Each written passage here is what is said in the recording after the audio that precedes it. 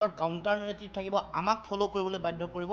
এনেকুৱা ধৰণৰ কথা বতৰাবোৰত আমি এটা আজি আলোচনা কৰিছোঁ, পৰ্যালোচনা কৰিছোঁ। তাৰ লগে লগে বিভিন্ন ধৰণৰ বিষয়, জাতীয় বিষয়বোৰ, জাতীয় প্ৰশ্ন আৰু কেনেধৰণে আমি গোটেই মিডিয়াৰ লগত আমাৰ সম্পৰ্ক কেনেকুৱা হ'ব, কোনবোৰ কথা আমি আগবঢ়াই লৈ যাম, এই গোটেই কথা বতৰাবোৰক লৈ আজি এই সভা আয়োজন কৰিছোঁ। আৰু এই গোটেই প্ৰক্ৰিয়াটো আমি 2026 চনৰ নিৰ্বাচনলৈকে পৰিকল্পিতভাৱে আৰু সকলো ধৰণৰ যাতে আমি কাৰিকৰী দিশত আমি কাৰ্যক্ষম হৈ উঠিব পাৰোঁ, সেই ধৰণে আমাৰ দলৰ যিসকল মুখপত্ৰ আছে, পেনেলিষ্ট আছে, তেওঁলোকক আমি গঢ়ি তুলিবৰ কাৰণে চিন্তা চৰ্চা কৰি আজি এই সভা আয়োজন কৰিছোঁ। আজিৰ পৰা আৰম্ভণি, পৰৱৰ্তী দিনসমূহত সময়ে সময়ে কৰ্মশালা হ'ব, সময়ে সময়ে বিভিন্ন ধৰণৰ বিশেষজ্ঞ এক্সপাৰ্টে তেওঁলোকক বিভিন্ন ধৰণৰ ইনপুট দিব।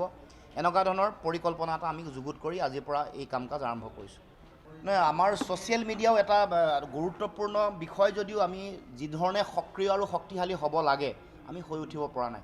যিটো প্ৰফেশ্যনেলিজিম লাগে, পেছাদাৰিত্ব যিটো লাগে ছ'চিয়েল মিডিয়াতেই হওক বা মাছ মিডিয়াত, সেই পেছাদাৰিত্ব আনিবৰ কাৰণে আমি চেষ্টা কৰিছোঁ। এনেও জানে যে আপোনালোকে জাতীয়তাবাদী ৰাজনৈতিক দল আৰু শক্তিসমূহৰ যিটো এটা পেছাদাৰিত্বৰ এটা অভাৱ আছে, আৱেগিক চিন্তাৰে গোটেই পৰিচালিত। আগৰ অসম গণ পৰিষদে আপোনালোকে চাব, দীঘলীয়া ইতিহাস। বাকী আন ৰাষ্ট্ৰীয় ৰাজনৈতিক দলবোৰে যেনেধৰণে তেওঁলোকে পেছাদাৰী মানসিকতাৰ, প্ৰফেশ্যনেল মাইণ্ডছেট লৈ বিভিন্ন ধৰণৰ ষ্ট্ৰেটেজিকেল মেনেজমেণ্ট কওক, PR কওক, চেফ'লজিষ্টৰ লগত আলোচনা কৰি কাম কাজ কৰা, এইবাৰ আমি এটা ফুল প্ৰুফ মেকানিজিম তৈয়াৰ কৰিবৰ কাৰণে আমি চিন্তা চৰ্চা কৰিছোঁ। আমাৰ সীমিত সা সুবিধাৰ মাজত আমাৰ নিজৰ যিসকল জাতীয়তাবোধ সম্পন্ন যিসকল মানুহ আছে, তেওঁলোকৰ পৰা লৈয়ে বিশ্ববিদ্যালয়ৰ গৱেষক, ছাত্ৰ, অধ্যাপক বা বিভিন্ন প্ৰান্তত, পৃথিৱীৰ বিভিন্ন প্ৰান্তত থকা জাতীয়তাবোধ সম্পন্ন মানুহৰ পৰা সহায় সহযোগিতা, ইনপুট লৈ আমি এই বিষয়টো আগবঢ়াই লৈ যাম বুলি আমি চিন্তা চৰ্চা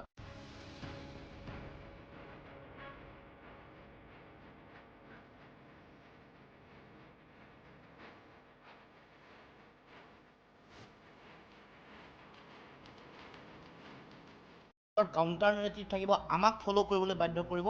এনেকুৱা ধৰণৰ কথা বতৰাবোৰত আমি এটা আজি আলোচনা কৰিছোঁ, পৰ্যালোচনা কৰিছোঁ। তাৰ লগে লগে বিভিন্ন ধৰণৰ বিষয়, জাতীয় বিষয়বোৰ, জাতীয় প্ৰশ্ন আৰু কেনেধৰণে আমি গোটেই মিডিয়াৰ লগত আমাৰ সম্পৰ্ক কেনেকুৱা হ'ব, কোনবোৰ কথা আমি আগবঢ়াই লৈ যাম, এই গোটেই কথা বতৰাবোৰক লৈ আজি এই সভা আয়োজন কৰিছোঁ। আৰু এই গোটেই প্ৰক্ৰিয়াটো আমি 2026 চনৰ নিৰ্বাচনলৈকে পৰিকল্পিতভাৱে আৰু সকলো ধৰণৰ যাতে আমি কাৰিকৰী দিশত আমি কাৰ্যক্ষম হৈ উঠিব পাৰোঁ, সেই ধৰণে আমাৰ দলৰ যিসকল মুখপত্ৰ আছে, পেনেলিষ্ট আছে, তেওঁলোকক আমি গঢ়ি তুলিবৰ কাৰণে চিন্তা চৰ্চা কৰি আজি এই সভা আয়োজন কৰিছোঁ। আজিৰ পৰা আৰম্ভণি, পৰৱৰ্তী দিনসমূহত সময়ে সময়ে কৰ্মশালা হ'ব, সময়ে সময়ে বিভিন্ন ধৰণৰ বিশেষজ্ঞ এক্সপাৰ্টে তেওঁলোকক বিভিন্ন ধৰণৰ ইনপুট দিব।